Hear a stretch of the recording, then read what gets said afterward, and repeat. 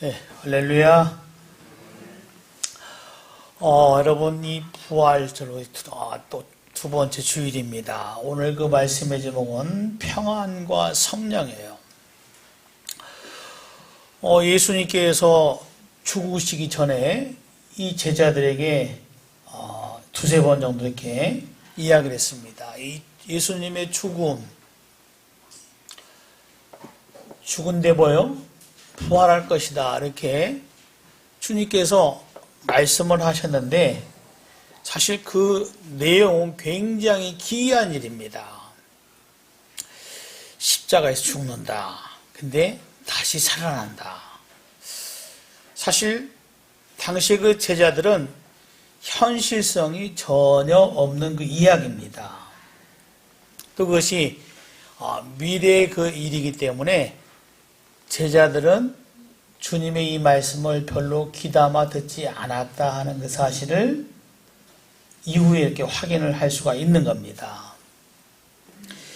예수님께서 이 부활하셨는데 막달라 마리아 여러분 전혀 생각하지 못했습니다. 기대하지 않았어요. 또 이 베드로와 그 요한도 기대하지 않고 바로 그런 상황에서 예수님께서 부활했어요. 그래서 예수님께서 예고한 대로 말씀하신 대로 3일 만에 이렇게 부활을 하셨습니다. 그래서 부활하셔서 자 오늘 시작하는 말씀이 19절 말씀이 그렇죠? 이날 곧 안식 후 첫날 저녁 때에 제자들이 유대인들을 두려워하여 모인 곳의 문들을 닫았더니 예수께서 오사 가운데에 서서 이르시되 너희에게 평강이 있을지어다 이렇게 말씀합니다. 사망 권세를 이기시고 부활하신 그 예수님 제자들은 지금 몹시 여러분 불안해요. 두렵습니다. 왜? 유대인들이 자기들을 언제 그렇죠 해야 하려는지 여러분 그런 그 두려움이 엄습한 가운데서 문이란 문을 다 이렇게 바로 꼭 닫고 숨어 있는 겁니다. 그런데 말씀에 잘 나타나 있죠. 예수께서 그들 가운데 오셨다. 이렇게 여기서 말씀하고 있는 것을 볼 수가 있습니다. 그러니까 예수께서 문을 다 닫아놨는데 예수님께서 오신 거예요. 갑자기 그렇죠. 문도 열리지 않는 상황에서 예수님께서 오셨다.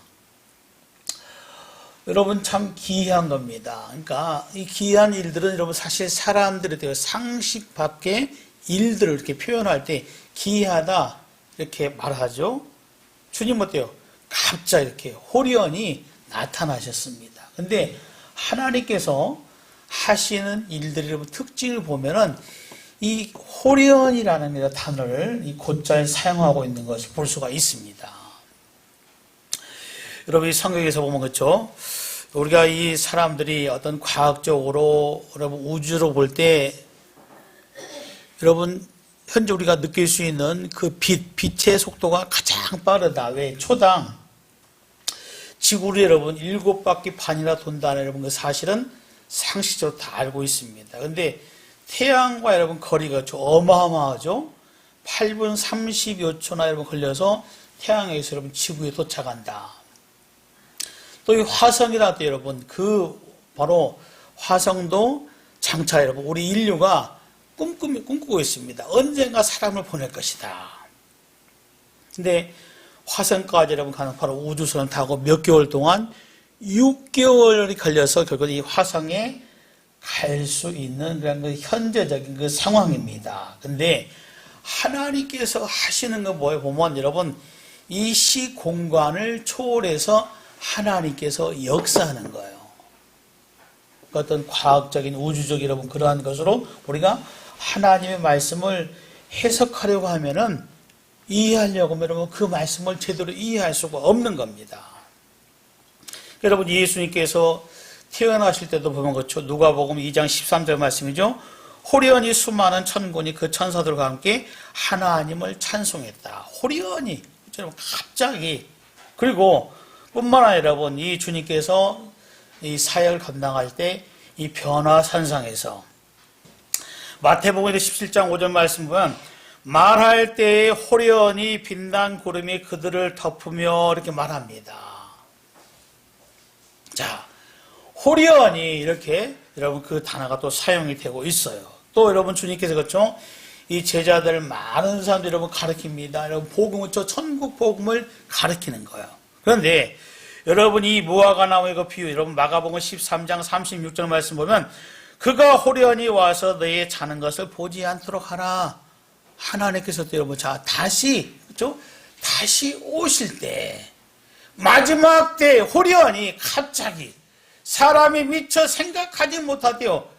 그때 호련히 갑자기 주님께서 이렇게 비유로 말씀을 합니다. 부활하신 여러분 예수님, 자 여러분 이제 예수님은 떠나가셨어요. 우리 누구를 성령을 보내주십니다. 근데 성령 여러분 임할 때 여러분 사건 바로 이 사도행전 2장 여러분 그 2장 말씀 보니까 이런 말씀을 하죠. 호련히 하늘로부터 급하고 강한 바람 같은 소리가 있어 이렇게 말합니다. 호련히 여러분 갑자기 하나님께서 여러분 그렇게 하셨다 그 이야기예요. 여러분 예수를 거부했던 이 바울 그렇죠? 이 바울이 여러분 예수님 믿는 사람을 잡아서 옥에 가두려고 해요. 여러분 부지런히 열심히 올립니다. 담에석 도상이었죠. 예수님의 음성이 호련히 들렸다. 여러분이 기억을 할 겁니다. 부활하신 그 예수님이 여러분 언젠가 우리에게 다시 온다는 것은 기정사실입니다. 그런데 오신 여러분 그 순간을 그렇죠. 그 순간을 하나님께서 이 사도 바울을 통해서 기록된 그 말씀 보니까 그 말씀을 보면은 보라 내가 너희에게 비밀을 말하노 우리가 다 잠잘 것이 아니라 마지막 나팔의 순식간에 호련히 다 변화하리니 이렇게 말씀을 해요. 여러분 하나님은 자 이렇게 일하실 수 있다 그 이야기예요. 우리 여러분 이성, 이해력 여러분 그것을 뛰어넘어서 하나님께서는 이렇게 역사하십니다. 그분이 하나님이에요. 그분이 여러분 예수님이다 그 사십니다. 지금 불안에 떨고 있는 이 제자들이 그렇죠 여러분 갑자기 나타나서 우리 주님께서 어떤 말씀을 하고 있어요? 자 여러분 말씀 보니까 자 평안을 너희에게 주노라 이렇게 주님께서 말씀을 합니다. 여러분 이것은 이미 예수님께서 공생의 사역 가운데서 말씀하셨던 거예요. 특별히 여러분 이 요한복음 14장 27절 말씀 보면 평안을 너희에게 주노니 곧 나의 평안을 너희에게 주노라. 여러분 우리가 그 말씀에 주목할 것은 나의 평안을 너희에게 준다 그 이야기예요. 너희에게 주는 것은 세상에서 여러분이 얻을 수 있는 것, 세상에서 받을 수 있는 것, 주는 거 여러분 그것과는 전혀 다른 것이다. 다른 것이다. 여러분 내용적으로 질적으로 여러분 우리 주님께서 평안을 주시는데 그 평안은 세상에서 느끼고 여러분 자 우리가 기대하냐고 그것과는 전혀 다른 것이다 하는 것을 말씀을 합니다. 여러분 이것 또한 굉장히 기이한 거예요. 또 어떻게 보면 그렇죠. 기이함에도 불구하고 사람들이 이것은 여러분 현실적으로 눈에 보여지는 것이 아니고 만져지는 것이 아니니까 주님께서 말씀하신 평안에 대해서 별로 관심을 갖지 않습니다. 관심을 갖지 않는다는 것은 뭐예요? 여러분 나에게 그다지 중요하지 않아. 여러분 그게 전제되어 있잖아요. 뭐 주님께서 이렇게 말씀하신 건 나도 기억을 해. 근데 그건 나하고 별개야. 나의 현실의 그 삶에선 그게 중요한 게 아니야. 여러분 그런 생각들 그런 마음들이 다 있다 그 이야기예요. 그래서 주님께서 그렇죠? 내가 너에게 평안을 준다. 여러분 그 평안을 사모하는 사람이 별로 없어요. 여러분 그동안 살았던 모습을 보면서 자 하나님 주님께서 주시는 그 평안이 나에게 절대적으로 필요합니다. 이렇게 여러분 기도했던 내용이 얼마나 있어요? 그 간절함이 얼마나 있었습니까? 여러분 그렇죠? 이것이 나의 신앙의 현 주소다 그 이야기입니다. 여러분 사실 이 평안이라는 것은 우리가 삶에서 뛸래야 뛸 수가 없는 거예요. 그 평안에 여러분 같이 해야 되겠죠. 여러분 사람이 사는 여러분 공동체 가운데서도 필수적이에요. 특별히 여러분 이 가정의 공동체에서 그렇죠. 아무리 여러분 이 먹을 게 여러분 바로 누릴 게 많다 할지라도 화목하지 않으면은 여러분 그 가정이 평안하지 않으면 여러분 사실 그 집안은 뭐예요? 콩가루 집안이다. 우리가 잘 압니다. 여러분이 잠언서 17장 1절 말씀 보면 마른 떡 한 조각만 있고도 화목하는 것이 제육이 집에 가득하고도 다투는 것보다 나으니라 이렇게 말씀을 합니다. 여러분 좀 우리가 조금씩 이해될 수 있게끔 하나님께서 말씀하죠. 이 평안의 가치라는 거 그렇죠? 우리 사람이 생각할 때 그 평안의 가치는 화목이라는 거는 그거 볼 때 그거는 개인적인 삶에서 가정에서 중요한 건데 자 그러면 하나님께서 이 주시는 평안은 자 무엇일까 하는 그 사실을 성경을 통해서 우리가 여러분 더 생각하고 관심을 가져야 하는 것은 너무나 여러분 당연하다 그 이야기입니다. 여러분 이 주님께서의 평안을 말하는데 그 평안이 뭘까? 평안은 여러분 그 평안 속에서 주님께서 주신 그 평안 속에서 어때요? 우리 그 삶에서 사실은 창조력이 나오는 겁니다. 주님 주의 평안이 있어요. 여러분 우리의 환경은 어때요? 평안치 못하면 근데 내 마음에 평안을 주면 여러분 용기가 생기는 거예요. 그 환난 가운데 예수 믿으면은 고백하면은 내가 죽임을 당할 것이다. 자 여러분 이 사자로 던짐 받을 것이다. 그런다 할지라도요 마음에 평안이 있으니까 여러분 사실 담대한 겁니다. 하나님께서 주시는 평안이 있기 때문에 그렇죠? 하나님께서 주시는 평안을 가지는 그 사람, 받은 그 사람도요 이 기쁨 속에서 삶을 영위할 수 있는 그런 그 사람이 될 수가 있는 거예요. 좀 더 여러분 세밀하게 그렇죠? 하나님께서 평안을 여러분 받을 때 세상을 바라보고 올바른 판단과 분별력을 가질 수 있다 그 이야기예요. 그렇죠? 자 여러분 무엇이 옳고 그른지 무엇이 여러분 선하고 악한 것인지 무엇이 여러분 하나님의 뜻인지 여러분 그거 분별하지 못하고 세상을 산다면 그렇죠? 산다면 그 삶의 시간은 가치는 하나님 앞에서 어떻게 될 것인가 하는 그 사실을 우리가 잘 알아야 한다 그 이야기입니다. 여러분 이 부활하신 그 예수님께서 오늘 그 말씀에 바로 그렇죠? 자 안식 후 첫날 너희에게 평강이 있을지어다 이렇게 말합니다. 여러분 주님의 평안을 그들이 바꿨죠. 그렇죠? 삶의 현장에서 긴장감이 사라진 거예요. 이들의 여러분 이후의 모습을 보니까 여러분 강하고 담대하고 여러분 안정됩니다. 주님의 뜻을 이뤄가는 선한 하나님의 사람이 되었다 그 이야기예요.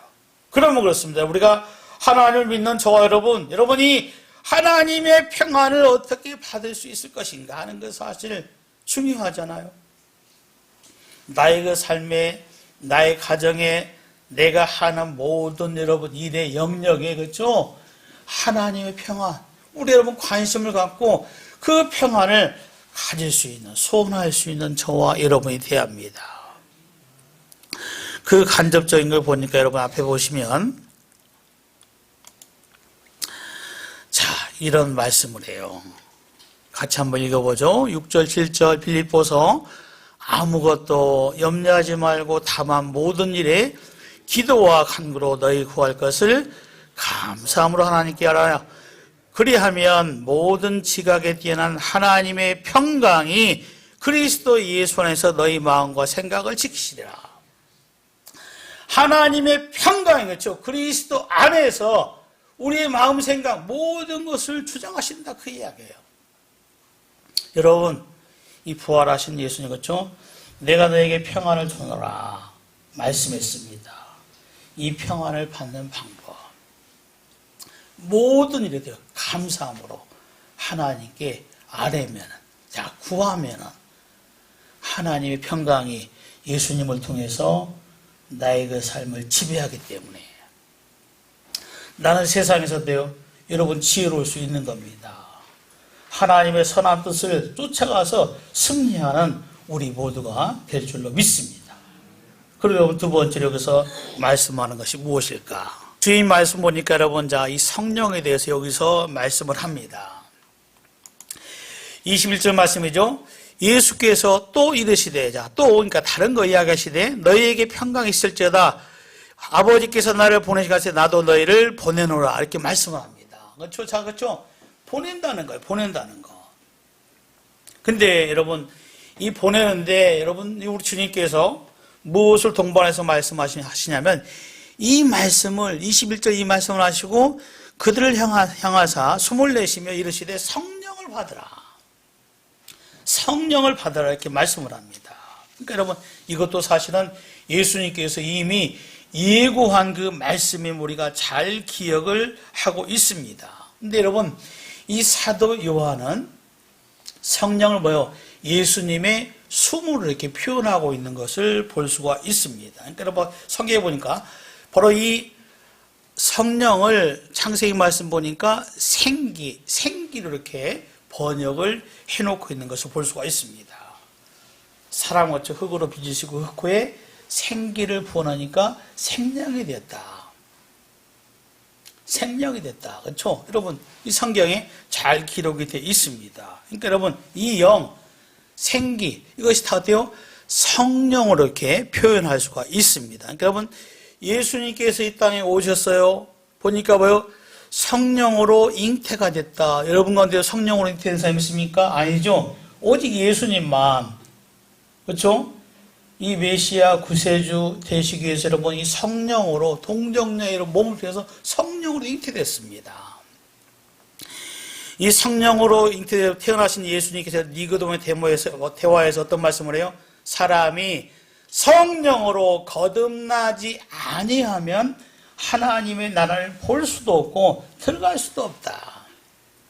여러분 사실 이 메시지가 엄청난 겁니다. 성령으로 거듭나지 아니하면 하나님의 나라 어때요? 여러분 그려볼 수도 없는 겁니다. 볼 수도 없는 거예요. 이 하나님의 말씀에 여러분 기록된 하나님의 나라의 그 실제에 대해서 믿을 수가 없다 그 이야기예요. 성령 거듭나야만이 하나님의 나라를 목도하게 되고 이 성령으로 거듭나야만이 하나님 나라에 들어갈 수 있는 그 은혜를 받는 그 당사자가 된다 이렇게 말씀합니다. 그러니까 이 제자들에게 말씀한 게 뭐예요? 반드시 성령으로 거듭나야 한다. 여러분 그래서 지금도 성령을 우리에게 주시고 있는 겁니다. 그래서 항상 그렇죠? 하나님의 말씀이 충만하고 믿음이 충만하고 성령이 충만해야 한다. 여러분 신앙의 핵심 내용 가운데 하나잖아요. 그래서 어때요? 이 제자들이 하나님의 말씀을 들을 때는 그때 어때요? 여러분 성령을 받지 않을 때는 하나님의 말씀을 사실 잘 이해하지 못했어요. 근데 이 성령을 받고 난 다음에 성령을 받으라 말씀하죠. 성령을 받고 난 다음에 하나님의 말씀을 잘 이해하게 됐습니다. 하나님의 말씀을 통해서 인생, 나의 미래에 대해서 확신할 수가 있었던 거예요. 그래서 여러분 그들은 이 자기들이 가야 할 길, 믿음의 길, 이 길이 무엇인가? 이것은 그렇죠. 영광의 길이고 때로는 어때요? 순교의 길이고 고난의 길이지만은 이것은 하나님께 인정받고 영원히 하나님께 인정받는 그런 삶임을 알았기 때문에 여러분 이 땅의 삶에 모든 중심을 두지 않고 하나님의 이 거룩한 뜻을 쫓아가는 성령으로 인도받는 그러한 그 삶이 되었습니다. 그런 것 우리가 이 말씀을 통해서 우리들은 그러면 이 하나님의 성령을 어떻게 받을 수 있는 것인가? 지금 예수님께서 그렇죠. 제자들에게 너희가 성령을 받으라 이렇게 말씀하는 게 아니잖아요. 어떻게 받아야 돼요? 여러분 성경에 보니까 사도행전 여러분 2장 그 38절 말씀이죠. 제가 그 말씀을 읽어보면 너희가 회개하여 각각 예수 그리스도 이름으로 세례를 받고 죄 사함을 받으라. 그리하면 성령을 선물로 받으리니. 여러분 예수님과 밀착되어 있잖아요. 그렇죠? 세례받고 여러분, 예수님께 십자가에 죽으신 뭐요? 나 때문에 죽었다. 그 이야기입니다. 나예요, 나. 우리가 아닙니다. 나 때문에 예수님께 십자가 죽으실 때 고백하고, 주님께서 아니면 주의 보혈로 씻어 주옵소서. 여러분, 그렇게 회개하고 죄 사함을 받으면 성령을 보여 하나님께서 선물로 주신다. 할렐루야. 여러분, 이겁니다. 여러분, 오늘 말씀을 정리합니다. 이 사망 권세를 이기시고 부활하신 예수님으로 첫 번째로 평안을 주셨어요. 자, 우리 여러분 생각, 이해력, 여러 미래에 대해서 더 확신할 수 있는 겁니다. 성령을 주셨어요. 여러분, 예수님이 이 땅에 성령으로 잉태된 것처럼 우리의 모든 삶이 하나님과의 연합한다. 주님과 동행한다. 이 성령의 충만함, 이 삶의 지속됨을 통해서 여러분 그 삶이 온전히 하나님께 드림이 되고 승리할 수 있는 여러분 모두가 될 수 있기를 주의 이름으로 축원합니다.